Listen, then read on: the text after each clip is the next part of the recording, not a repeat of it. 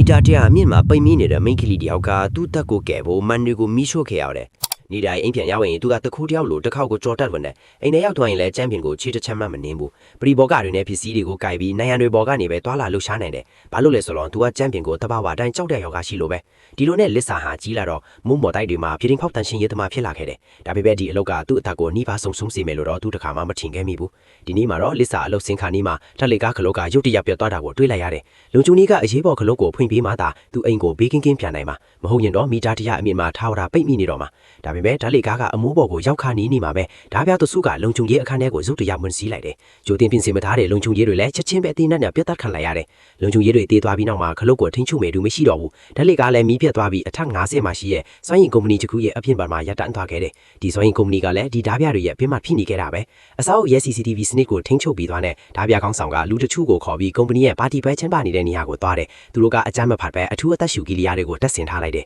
ပြီးတော့ခေါင်းဆောင်ကခလုတ်တစ်ခုကိုနှိပ်လိုက်ပြီးခမ်းမအလဲကနေအစိမ့်ငွေတွေထွက်လိုက်တော့တယ်ဒီတန်းငွေအိုးတွေကိုစားပွဲလိုရောင်ဆောင်ထားတဲ့သူတို့လူတွေကကြိုတင်နေရာချခဲ့တာအစိမ့်ငွေတွေပြားနက်လာတဲ့အမျှလူတွေကအသက်ရှူရခတ်လာပြီးမချခင်မှာပဲချမ်းပြင်ဖော်ကိုလဲချကုန်ကြတယ်